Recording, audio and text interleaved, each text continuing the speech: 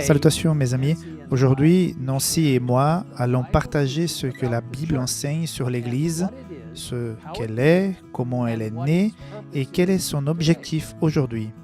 Dès le début, Dieu a créé les êtres humains pour qu'ils soient ensemble en disant « Il n'est pas bon que l'homme soit seul ».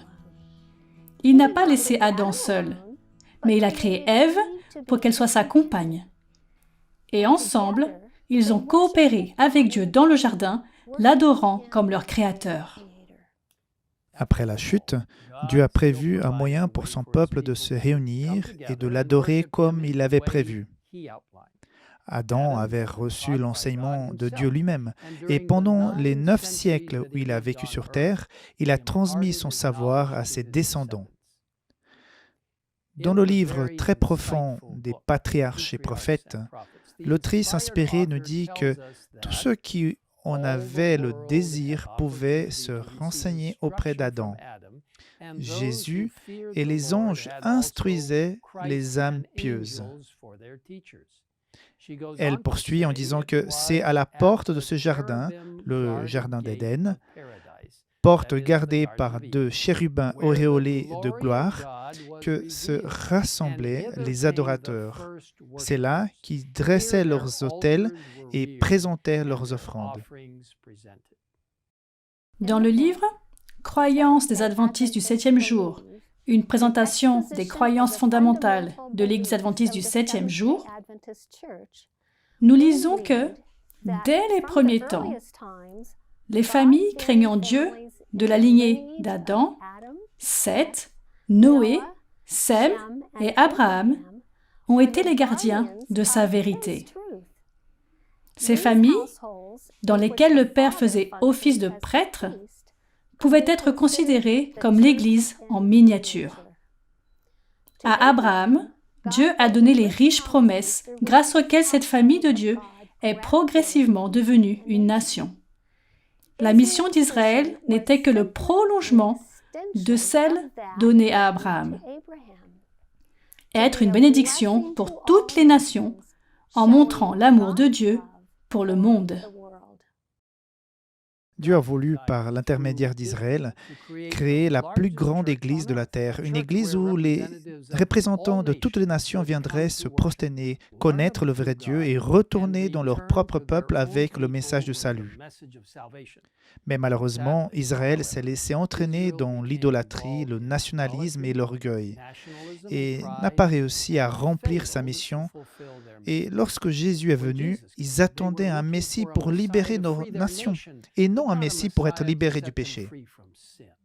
Alors que la croix représentait la fin de la mission d'Israël, la résurrection du Christ a inauguré l'Église chrétienne et sa mission de proclamer le salut par le sang de Jésus-Christ.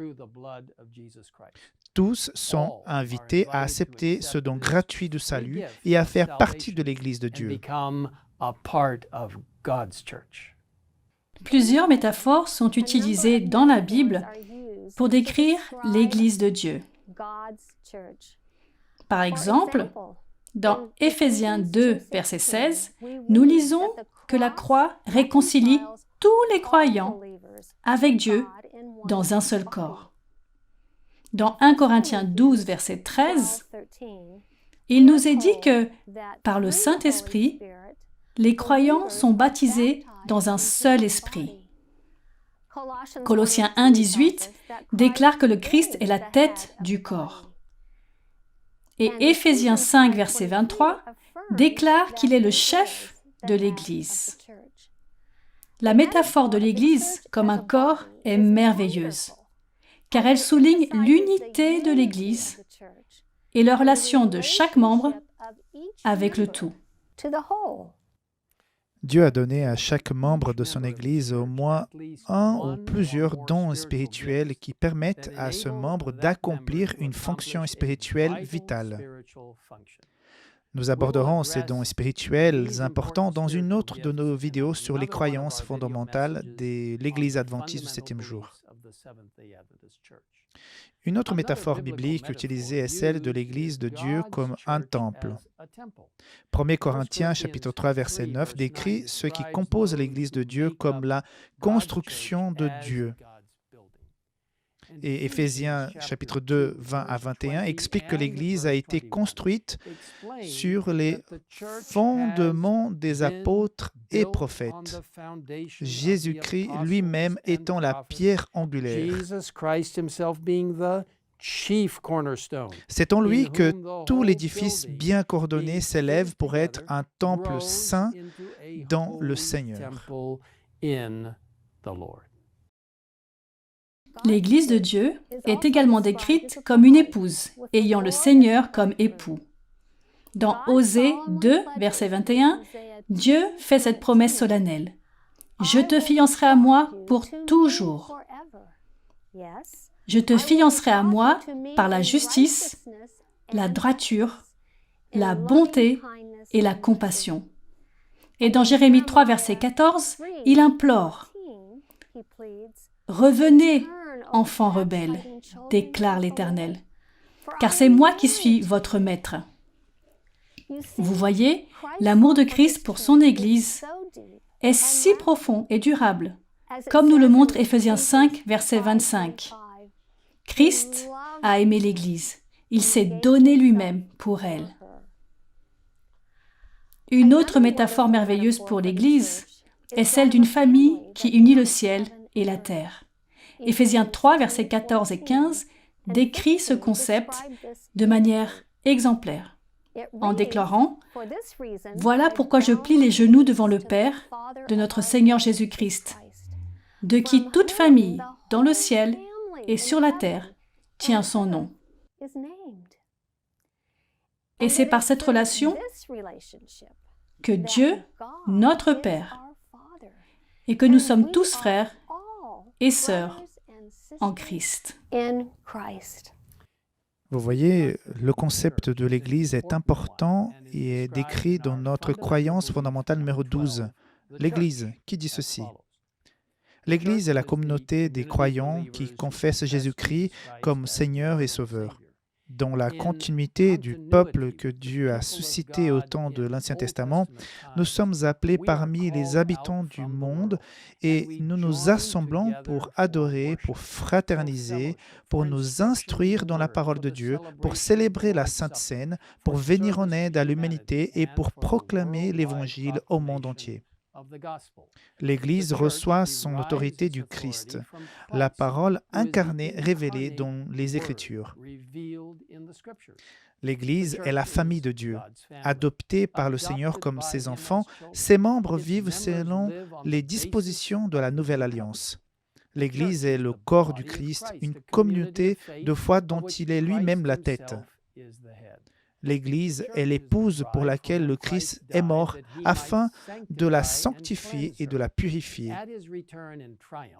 À son retour triomphal, il la fera apparaître devant lui comme une Église glorieuse, fidèle à travers les âges, rachetée par son sang, sans tache ni ride, mais sainte et irrépréhensible. Si vous souhaitez en savoir plus sur cette croyance fondamentale, je vous encourage à visiter le site indiqué sur l'écran. Je vous encourage également à lire le merveilleux livre « Conquérant Pacifique » de Ellen White et en particulier le premier chapitre intitulé « Le dessein de Dieu à l'égard de son Église ». Ce livre peut être téléchargé gratuitement dans de nombreuses langues sur le site qui s'affiche sur l'écran ou sur aussi l'application sur les téléphones EGW. Mes chers amis, Dieu nous a donné le merveilleux privilège de faire partie de son corps, son Église. Il nous invite à travailler ensemble, en union avec lui, pour apporter son message d'amour et de réconciliation à un monde qui en a vraiment besoin. Invitons les autres à faire partie de son Église et remercions-le aujourd'hui pour ce merveilleux cadeau. Prions ensemble. Père Céleste, merci d'avoir initié sur le trône des cieux le merveilleux plan de salut et de réconciliation où le Christ lui-même a accepté de venir sur cette terre et de vivre une vie parfaite, de mourir pour nous, de se relever du tombeau, puis monter au ciel, d'intercéder pour nous en tant que notre grand prêtre, et ensuite de venir nous chercher à la maison, parce qu'il aime son peuple, il aime son Église. Merci de nous permettre de faire partie d'une organisation qui est directement sous la supervision de Dieu, son Église, pour proclamer sa parole au monde. Maintenant, Seigneur, nous nous confions et nous confions ton Église entre tes mains et nous te remercions de nous permettre de faire partie de ton Église, de ton peuple, au nom de Jésus. Amen. In Jesus' name, amen.